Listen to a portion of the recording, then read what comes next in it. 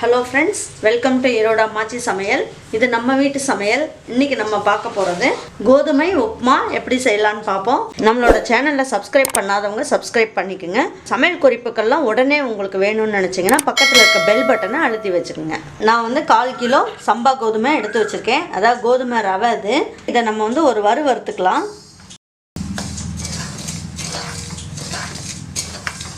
ரொம்ப ட்ரையா அப்படியே வறுக்கணும் இல்ல ஒரு அளவுக்கு இந்த ரவை நல்லா சூடானா போதும் பாருங்க கொஞ்சம் கலர் சேஞ்ச் ஆகுது இப்போ நல்லா சூடாயிடுச்சுன்னு அர்த்தம் இப்போ நம்ம இதை எடுத்துறலாம்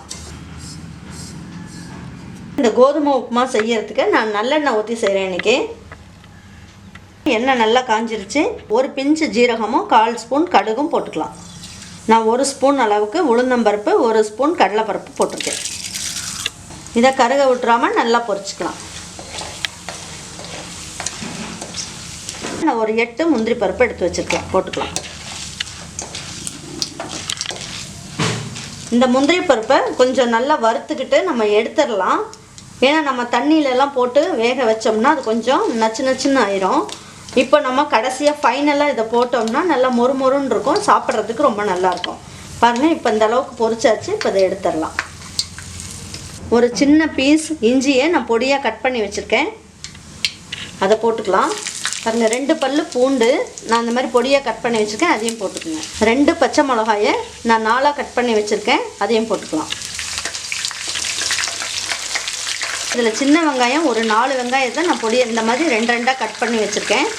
அத போட்டுக்கங்க அப்புறம் பெரிய வெங்காயம் சின்ன சைஸ் எடுத்து இந்த மாதிரி கட் பண்ணி வச்சுக்கங்க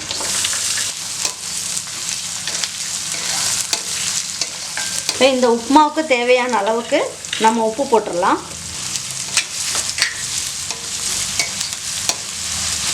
ஒரு இனுக்கு கருவேப்பிலையை எடுத்து வச்சிருக்கேன் அதை போட்டுக்கலாம் வெங்காயம் ரொம்ப வதக்கணும்னு அவசியம் கிடையாது இந்த அளவுக்கு வதக்குனீங்கனாவே போதும் ஒரு கைப்பிடி அளவுக்கு கேரட் ஒரு கைப்பிடி அளவுக்கு பீன்ஸ் எடுத்து வச்சிருக்கேன் அதை போட்டுக்கலாம் பச்சை பட்டாணியும் ஒரு கைப்பிடி அளவுக்கு எடுத்துர்க்கேன்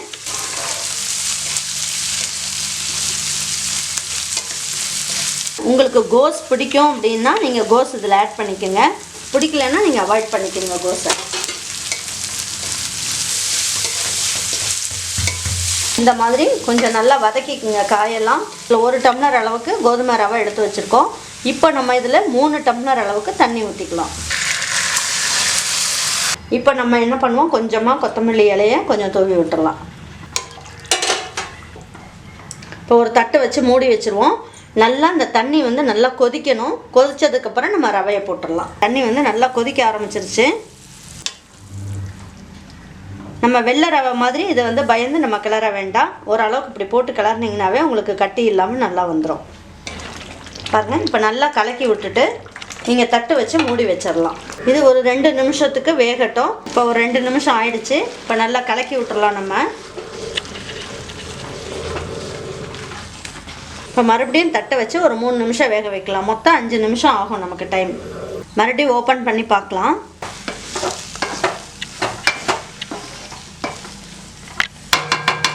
ஸ்லோ பண்ணி வச்சுக்கோங்க ஸ்டவ்வை 2 நிமிஷம் நல்லா வேகட்டும் ஸ்லோலியே உப்புமா நல்லா வெந்திருச்சான்னு பார்க்கலாம்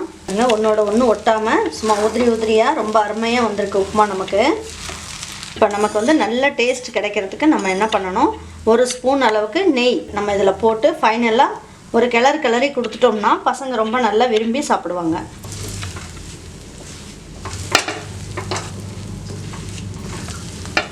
இந்த ஸ்டேஜ்ல நம்ம முந்திரி பருப்பு போட்டுக்கலாம் பசங்களும் இத எடுத்து நல்லா சாப்பிடுவாங்க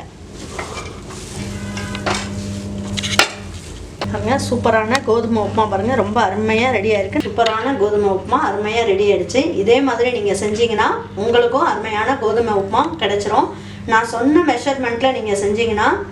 உங்களுக்கும் சூப்பரா நல்லா ஆவி பறக்க உதிரியான கோதுமை உப்புமா ரெடி ஆயிடும் கண்டிப்பா இந்த உப்புமாவை நீங்க அவசியமா செஞ்சு கொடுங்க செஞ்சு கொடுத்துட்டு உங்களுக்கும் அவங்களுக்கும் பிடிச்சிருந்ததுனா லைக் பண்ணுங்க ஷேர் பண்ணுங்க சப்ஸ்கிரைப் பண்ணுங்க மறந்துடாம கமெண்ட்ஸ் பண்ணுங்க Thank you for watching Rava Kichadi Samayal Thank you